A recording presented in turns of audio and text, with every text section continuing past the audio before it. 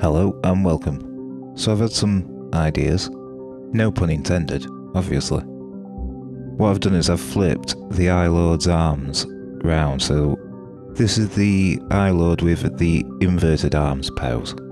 I feel it looks a little bit more menacing, although that's not necessarily how every iLord would be. And just to be clear, this isn't necessarily the iLord. This is more of an iLord minion, I guess, if you want to think of it like in terms of rank. Because not everything can be an iLord. If everyone were a lord, then who would you lord over? You know what I mean? But for now, this asset is referred to as iLord. I mean, this isn't even Leonard at this point. This is post-Leonard, Neo-Leonard. See, by Leonard existing as a concept, he has facilitated this madness. Anyway, so what I've been trying to do is combine different speeds into the animation for different movements, so not everything moves, not every limb, not every extremity all moves at exactly the same time all the time. And I've been trying to pay attention to making sure that when something is in motion, it doesn't necessarily move at a constant rate. I mean, sometimes they do, because I still want to keep that robotic nature, the mechanical nature, but see, with things like that, like the arms, would a robotic being move an arm and waste the energy when it doesn't really have to? But then again, I don't want my mob to just be completely lifeless. Maybe when it's floating along, it just helps it maintain its balance somehow. I don't know. I mean, don't get me wrong, I haven't finished this model yet, but, you know, I didn't just want to slap a jetpack on him.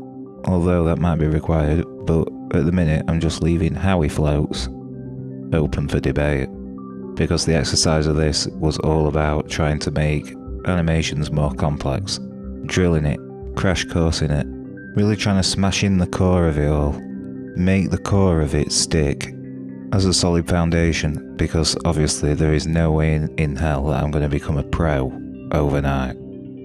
I don't have a lot of experience right now to draw upon, so it's going to be hacky in terms of this whole 3D modelling and animation thing, but we'll get there.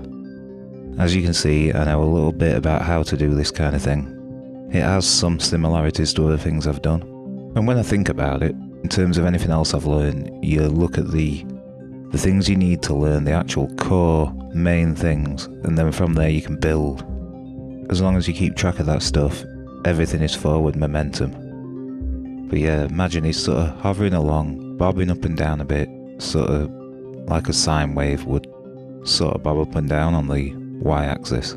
But maybe not too extreme, you know, it's just to give him a bit of aero awesomeness, if you want to use the fancy technical term. Anyway, the screen, right, the screen. Or the eye, the screen could show an eye. You see, that's the thing. I'm starting to think about the power of the screen, and it's given me all kinds of Lovecraftian and Orwellian avenues to explore. At least in terms of inspirational scope anyway, because right now it's early days, but yeah, you know, I'm thinking of the future. I want to try and introduce other things into the gameplay. I might have to write some new subsystems to be able to do it. I don't know yet, because I'm still learning about what the limits are in terms of what the vanilla engine can do in itself. But I don't want to talk too much about it right now, no spoilers or anything. But I am getting ideas. Oh yes. Oh baby. Anyway, so you've seen the hover animation, and I'll probably make a second version of that animation where he quickly opens and shuts his right claw. Sort of like a claw snap, just to add a bit of variation when stitching the animations together. Oh yes, he'll be a very snazzy iLord indeed. Anyway, yeah, this does have the scope to become quite a large mod. So what I'm probably going to do with like the first version of this, or rather the first version that is released for people to test, an alpha version, things will be a bit ropey. Unfinished, you know, it might have some rough edges. It'll be missing a lot of systems and things by the standards of what I consider to be a completed end goal. But what it'll all be the focus on is trying to get the core functionality, at least in some form, out there, you know, as being something to build upon, a solid ground for expansion.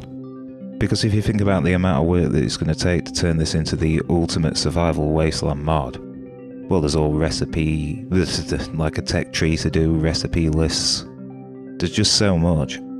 It's not even just in terms of the assets that need to be made, it's in terms of all the balancing and stuff like that, you know, it needs properly thinking out. And I can't do that at the same time as implementing the systems, so what I'm going to do is I'm going to get a lot of the stuff out of the way with just placeholder stuff, and then I can dedicate time to actually planning that stuff out, and then I won't even have to really look at the code so much at that point. It'll just be using what I've done and implementing more behaviours and more items and more GUIs, you know, all the stuff. But yeah, the way to do it, I think, is to get something very fundamental and core out there, and, you know, collect people's feedback, and then tackle those areas, find the shortcomings, and patch them up. Patch them up, baby, patch them up.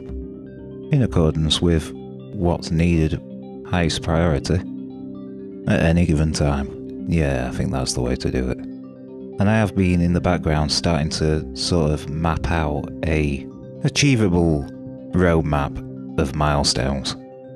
So I'm thinking, first of all, the world gen and the ore gen, number 1. The temperature and the thirst systems can be deferred to other mods for the time being, but I do believe, you know, there should be something in the base mod for that later down the line. But yeah, that is stage 1. That'll already change the balance of how Minecraft, well, how your game would work in Minecraft. The balance would already be tipped, and then from there, maybe a few mobs and maybe a few items and maybe a few blocks and things you can place, but don't expect it to be too deep and complex at first. Yeah, constructive feedback then would be most welcome, and then what we'll do is we'll find out what's fun, what's not, cut the crap, and implement the good. And that's it. That's the way forward. Anyway, if I do go quiet at any point, you know, it's like I say, this is a hobby, but I'm enjoying it a lot, but there's other things I have to do as well, so sometimes I might go quiet for a few days or what have you, but there'll be updates. So if you like this content, feel free to comment, like, share and subscribe, you know the deal. And until next time, this has been Tactical Panther. Out.